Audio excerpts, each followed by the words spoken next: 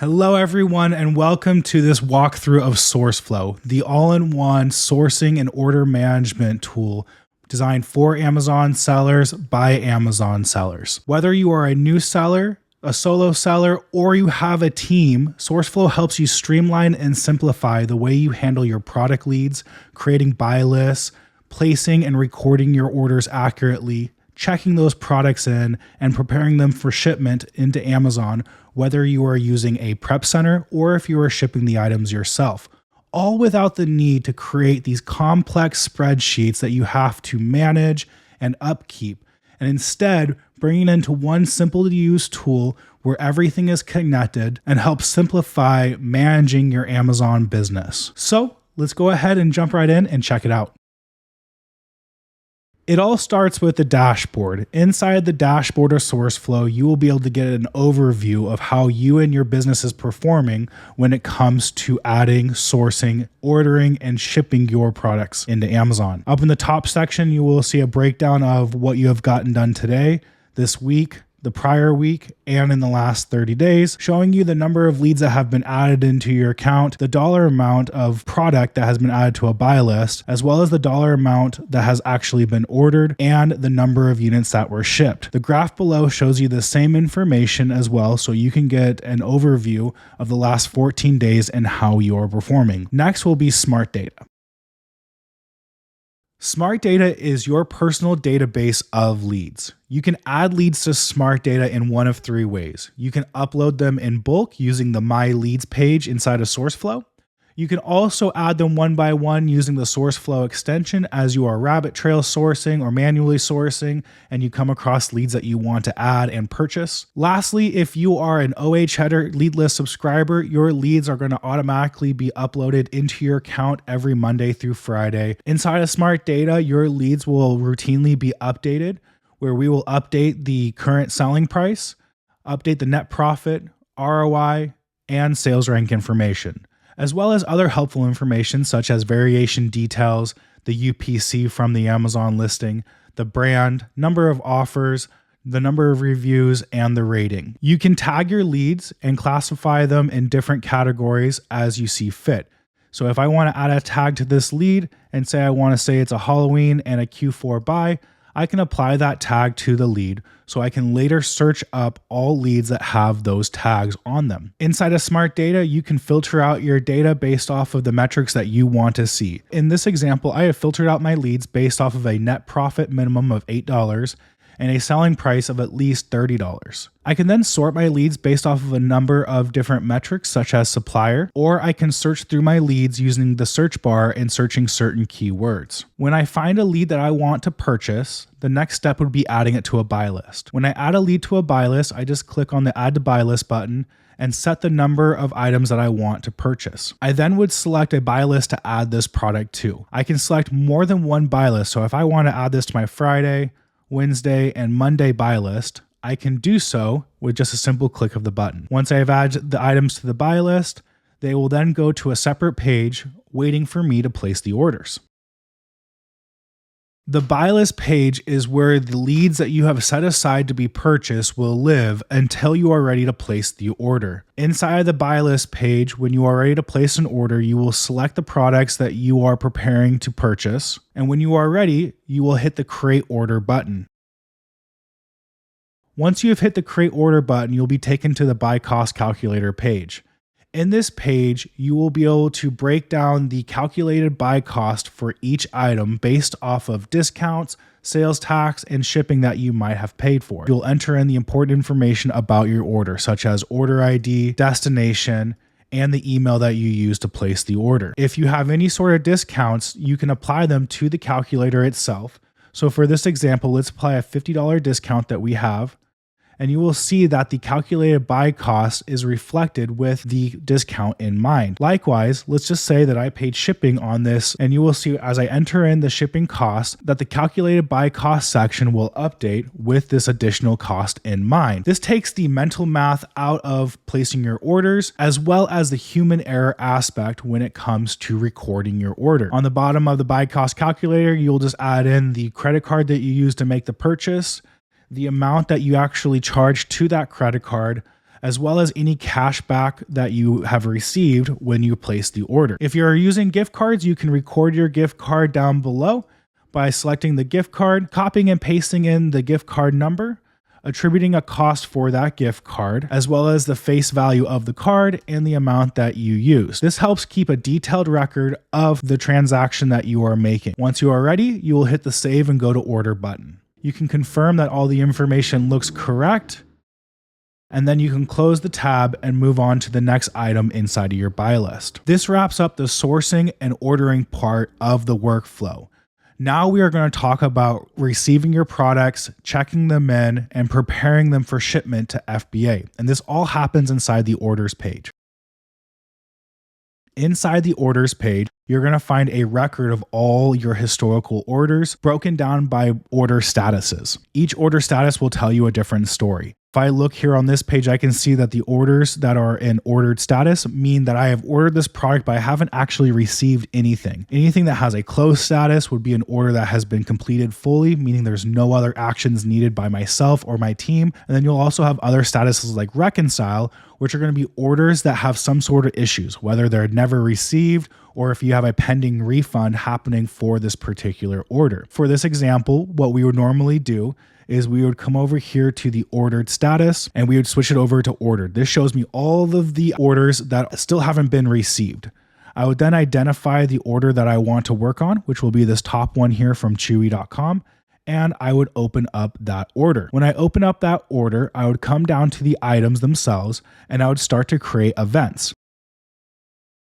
The first event that we will create is a listing event. When I create a listing event, I will attach it to a shipping batch where I would be adding the items that I am checking in into a single shipping batch that I am going to be preparing to send off into Amazon. Once I have attached that item to a shipping batch, I will need to determine how many that I'm sending in. For this example, we have all 4, so we're going to send all 4 in. There is an optional quality control check, which is great if you have someone doing your shipping. You can make sure that they're doing all their checks. If the UPC matches or the title matches, they are marking that down. Maybe the description is off by a little bit. This just helps make sure that they are sending in absolute matches into Amazon. If there is an expiration date, I would add that here at this point in the stage, as well as a UPC code. I can scan this UPC code in with my barcode scanner, and now I have a record of the actual UPC of the item that I sent in. This is also where I would add things like MSKU, my list price, my minimum price, and my maximum price. Any notes that pertain to this specific shipping event, I would add in here.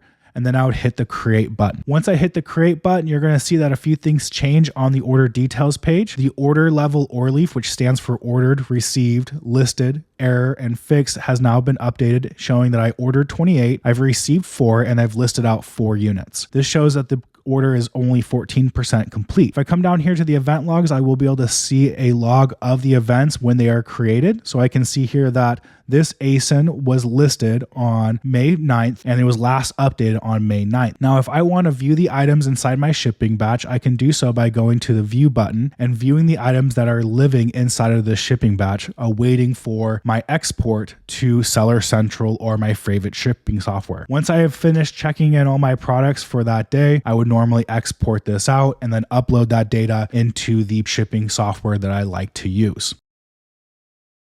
Now, let's say that I have received this order, but there is an issue. There is an item that is damaged. I am then going to come into this order. I'm going to come down to the item that was damaged. And let's just say it was these milk bones. I am going to create a different sort of event. Instead of a listing event, I am going to create a return for a refund event. This means that I have received damaged products and I'm sending it back to the supplier for a refund. I would clarify on the number of items that I am sending in, as well as the expected refund that I expect to get, which for this example would be $44.90. The actual refund I'm going to leave alone for now. This is added in the future when you've actually received the refund back to your credit card and you are finished reconciling out this particular item. Tracking number is meant for the tracking number that the supplier may provide you if they are providing you with a shipping label.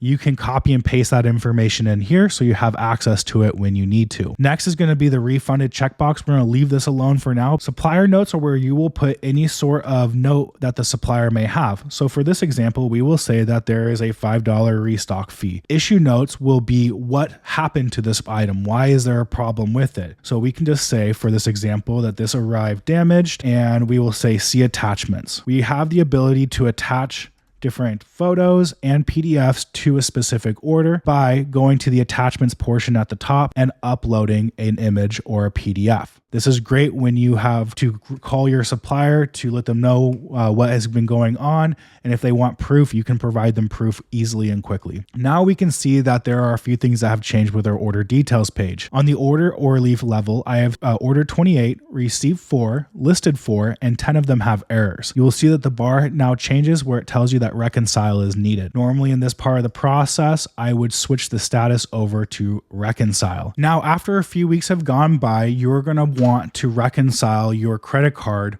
with your orders to make sure that those refunds that you have sent off for actually arrive to you. To do this, you're going to go inside the orders page and you're going to select the order status reconcile. And when you do that, it's going to pull all of the orders that are still currently in reconcile status. Once we identify the order that we want to look at, we will come over and open up the order. When we open up the order, we will then go down to the event log and we will select on edit for that particular item. We're then going to record our actual refund for this order. For this example, the actual refund should be $39.90 because we have that $5 restock fee. We're then going to check the refunded checkbox and hit update. And upon doing so, you're going to find that there is now a check mark box called mark issue fixed next to that event log. If I mark this as fixed, you're going to then be able to see that this error event has been crossed out, signifying that this has been fixed. And if we look at the order level or leaf, we will see that it has been updated, where it now shows us that we ordered 28, received and listed out 4 units. 10 of those units had errors, but 10 of those units have been fixed, letting us know that this has been finalized. I would then complete the rest of my order by receiving the rest of my products, changing the order status from reconcile to closed because I have completed all of the items inside of this order. There are no other things that I need to do with it, and I would save those changes. What this allows me to do is it allows me to have up-to-date records of all my orders that I can easily go back in and reconcile and make sure that money doesn't slip through the cracks, and helps keep me organized without having the need to have a complicated spreadsheet that has a long list of products with different color coding systems. Sourceflow makes it easy. Now, at the end of your shipping process, you're going to want to export your shipping batch out. To do this, I am going to open up the shipping page and I am going to open up the shipping batch that I have currently opened and I am working on. When I do this, it will show me a breakdown of all the items waiting in that shipping batch to be exported. Once I am ready to, I will export the data and I will take that CSV file and I will upload it to either Seller Central, Inventory Lab, Boxum, or ScanPower. Really, any of your favorite shipping softwares should be able to accept this CSV file so you can upload in bulk all the items that you have checked in and then finalize the process by printing out your product labels and boxing the items up. Once I am done with the shipping batch, I will then change the status to closed, letting me know that this shipping batch has been closed and there is nothing else that I need to do any longer. And that wraps up our demo. Sourceflow is a tool that allows you to add your leads into a database that is constantly being updated with up-to-date Amazon stats. This allows you to source through your old lead data, tag leads for future purchases, or to classify them in any segment that you would like. You also have the ability to create a buy list so you can add items to a list as you are sourcing and then take those items and create orders very quickly and simply and keep detailed records of your orders. Once you've received those orders, you can check them in if you're doing your own shipping, or if you're using a prep center, you can export that information out every day and send it over to your prep center so that they know what you have purchased and what you are sending them. And then once you have checked in those products, you can then take shipping batches and easily upload them to your favorite shipping software, where you can finish out the process of shipping those items to FBA. Sourceflow was designed to help make Amazon selling easy and simple and keep you organized. So that way, one, you don't lose money that falls through the cracks, but also a simple workflow that you or your team can follow without the need of complicated spreadsheets that you have to create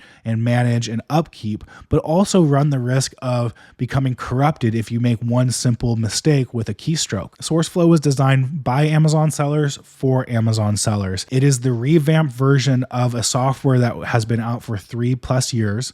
And we have taken that software, taken the user feedback that we have received, and updated it into a new, more fast, powerful, and up-to-date system. There is a 14-day free trial of Sourceflow without a credit card being needed, so there is no risk to you. Go ahead and start your free trial today. Jump on in and start adding your leads and seeing how Sourceflow can drastically improve your day-to-day operations inside of your Amazon business.